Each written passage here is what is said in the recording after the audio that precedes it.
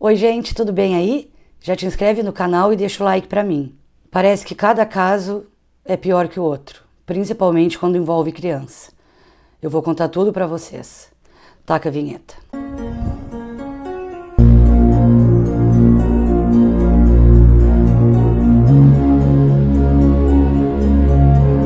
James Patrick Bowyer nasceu em 16 de março de 1990 em Liverpool, no Reino Unido. James foi sequestrado, torturado e assassinado por duas crianças de 10 anos de idade. Os assassinos são Robert Thompson e John Venables, ambos de 10 anos. Eles nasceram em agosto de 1982 e são do Reino Unido também. Não se tem muito para falar tanto da vida da vítima quanto da vida dos assassinos, porque a vítima tinha 2 anos de idade e eles 10.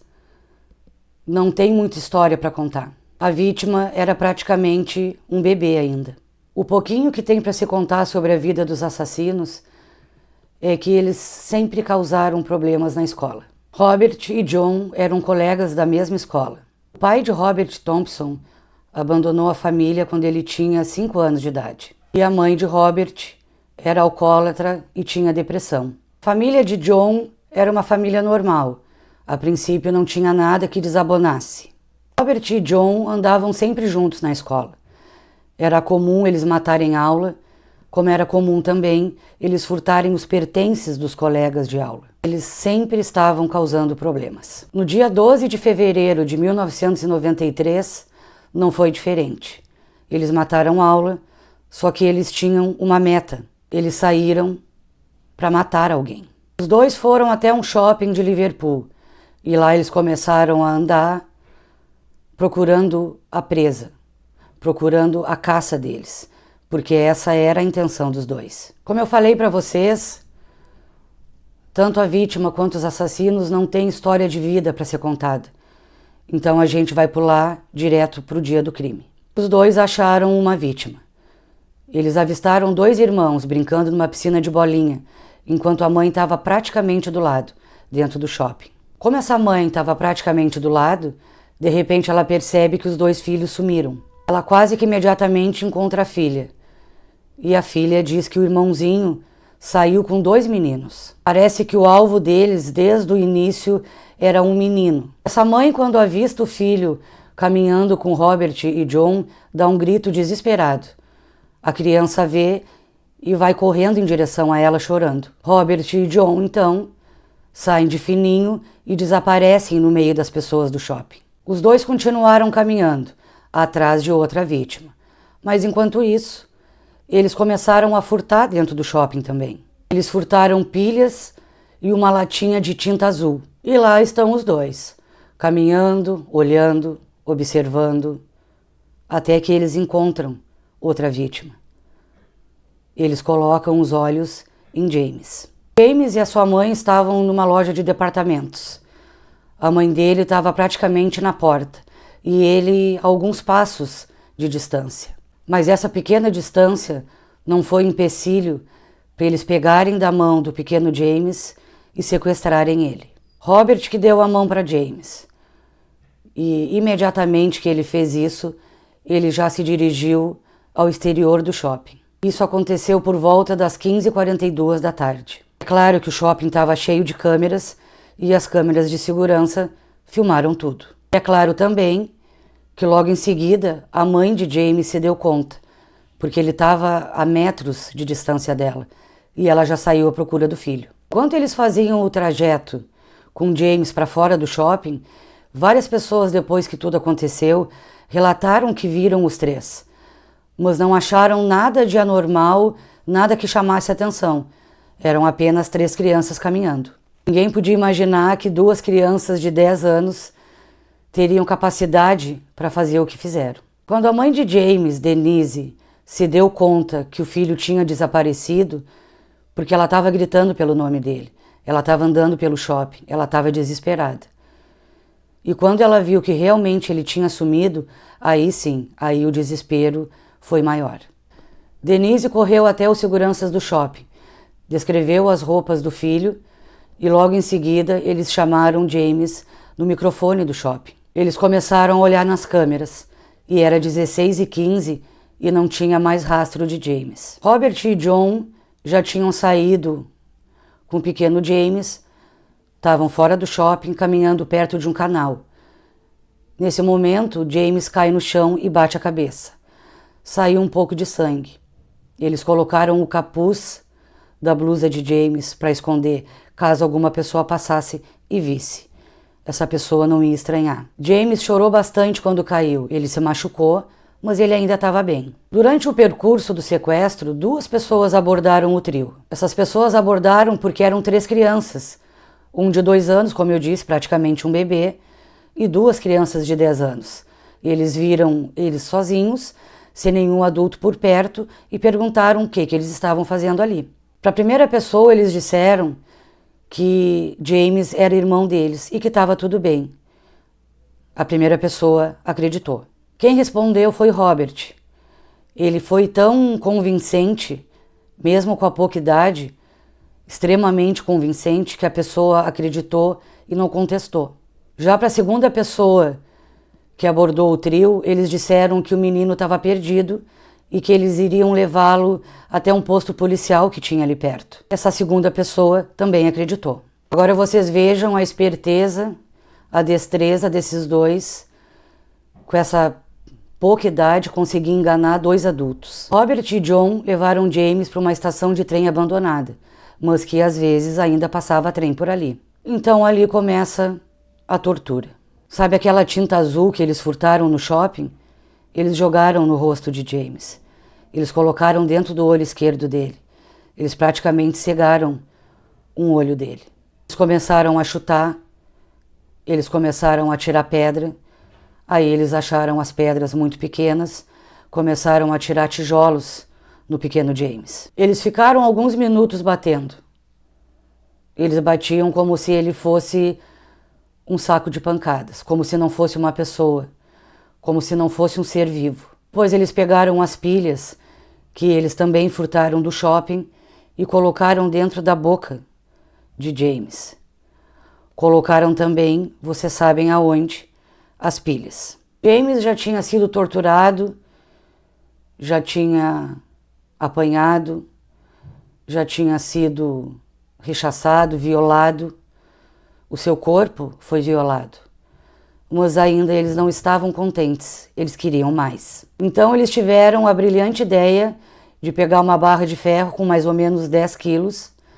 James já estava deitado no chão, ele não tinha mais forças para levantar, ele tinha 2 aninhos. Eles pegaram essa barra de ferro e jogaram na cabeça de James. É claro que isso fraturou todo o crânio. James Patrick Bowdger perde a vida naquele momento. Mas eles ainda não estavam satisfeitos e eles precisavam se livrar do corpo. Então eles tiveram outra brilhante ideia. Eles colocaram o corpinho, já sem vida, no meio dos trilhos do trem. Assim tudo ia parecer que era um acidente, que ele caiu ali e o trem passou. Como eu falei para vocês, não passavam muitos trens. Era uma estação praticamente desativada. Mas naquele dia, passou um trem por ali. E partiu James ao meio. A crueldade e perversidade de serial killers, como eu já contei vários casos aqui no canal, que matam mais de 100 pessoas, que matam muitas pessoas.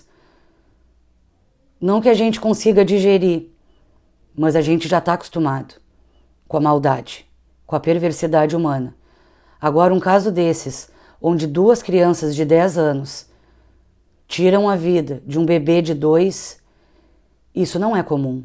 Pais de James, a polícia, a comunidade já tinham colado cartazes e já tinham ido à mídia para reportar o sumiço de James. Todo mundo estava procurando, todo mundo tinha a esperança que ia encontrá-lo. Mas infelizmente 2 dias após a sua morte, ele foi encontrado naqueles trilhos. O laudo de necropsia encontrou 42 ferimentos diferentes no corpo de James e concluiu que quando ele foi jogado nos trilhos do trem, ele já estava sem vida. É claro que a polícia, a princípio, nas investigações, trabalhavam com a hipótese de um predador sexual infantil. Jamais passou pela cabeça deles que podiam ser 2 crianças. Então eles estavam trabalhando com a hipótese de um predador. Ninguém podia imaginar que 2 crianças fariam aquilo tudo. Em nenhum momento passou pela cabeça de ninguém. Porque isso não acontece. São raridades, isso é algo que é inimaginável.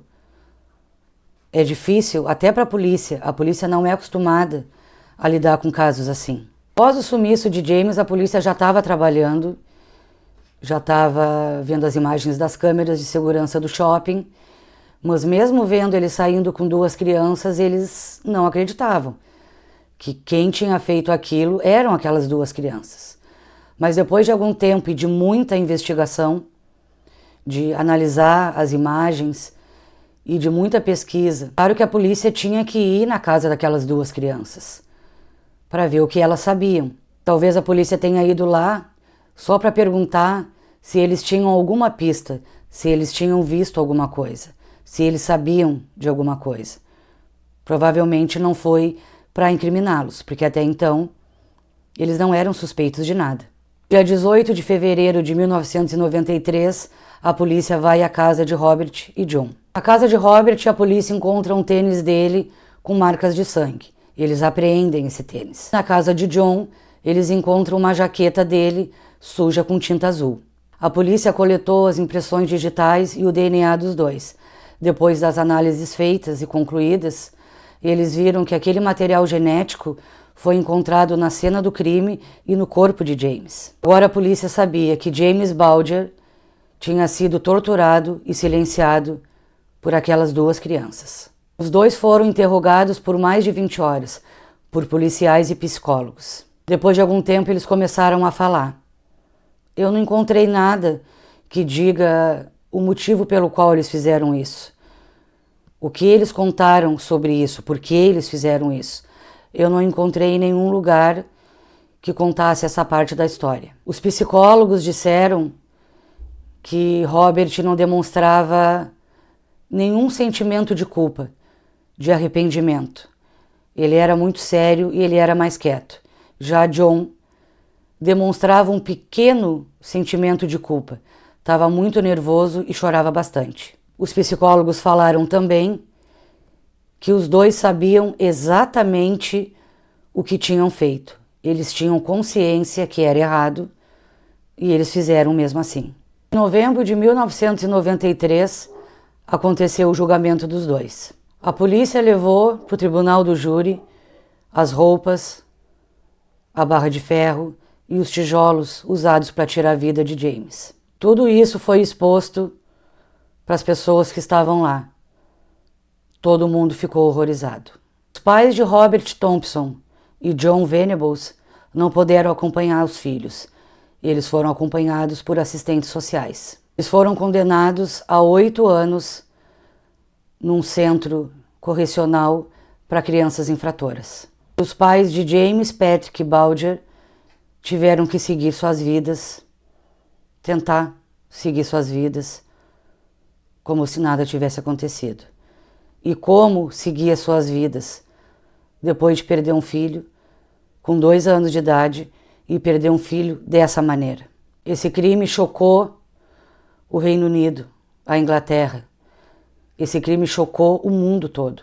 E em junho de 2021, eles foram soltos, porque foi constatado que eles não apresentavam mais nenhum perigo para a sociedade. Eles tiveram os nomes e as identidades trocadas para não sofrerem nenhum tipo de represália por parte da sociedade. E eles também foram soltos com 2 condições: que eles não iam se comunicar entre si e jamais iam procurar a família da vítima. Agora, com 18 anos, eles estão livres, com novos nomes, para seguirem as suas vidas. Não se tem notícia de Robert, mas de John sim. Em 2010, John Venables, com 27 anos, foi preso por baixar e compartilhar fotos pornográficas infantis. O pai de James entrou com uma ação, como John é reincidente, que o nome dele, agora o novo nome dele, fosse exposto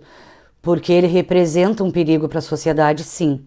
Pelas notícias que eu li, isso não foi concedido, ele não ganhou essa ação.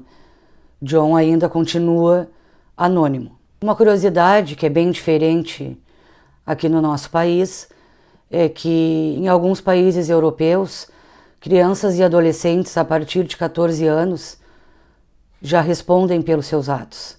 E no Reino Unido é a partir de 10 anos de idade, por isso que eles foram reclusos num centro para menores. Outra curiosidade também é que em 2019 foi feito um filme sobre esse caso e concorreu ao Oscar. A mãe de James conta que ficou enojada porque eles humanizaram demais os assassinos do seu filho.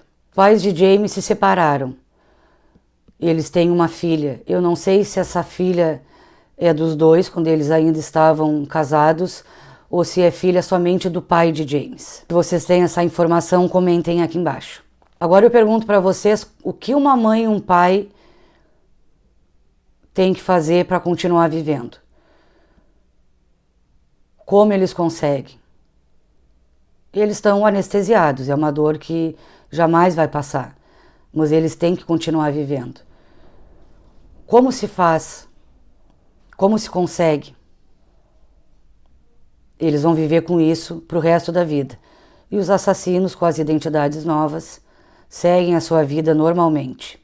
Eu não encontrei nada que falasse sobre os pais de Robert e John, sobre o que eles falaram do crime que os filhos cometeram. Não encontrei nada explicando do posicionamento deles sobre isso. É claro que não foram os pais que mataram James, mas até onde vai a responsabilidade deles? Até onde vai a responsabilidade na criação deles? Eles não sabiam que os filhos batiam nos coleguinhas na escola? Eles não sabiam que os filhos furtavam objetos dos coleguinhas na escola? Provavelmente eles foram comunicados pelas professoras. Eles tomaram alguma providência, eles fizeram alguma coisa. Os dois já demonstravam que tinham condutas erradas. Eles praticavam crimes. Eles eram ladrões. Com 7, 8 anos, eles já matavam aula. Eles batiam nos outros. Ninguém viu, ninguém contou. Os pais sabiam porque eles não fizeram nada. Se tivesse feito alguma coisa nos primeiros sinais de desvio de conduta e de caráter dos dois, esse crime teria acontecido? Se eles tivessem sido tratados, acompanhados por especialistas, ou isso nasceu com eles? É biológico. Em um momento da vida, eles iam fazer alguma coisa assim. Escrevam nos comentários o que vocês acham. Se eles já nasceram assim e não tem nada que pudesse ser feito para mudá-los. E não esqueçam de se inscreverem no canal, de deixarem um like para mim e até o próximo vídeo.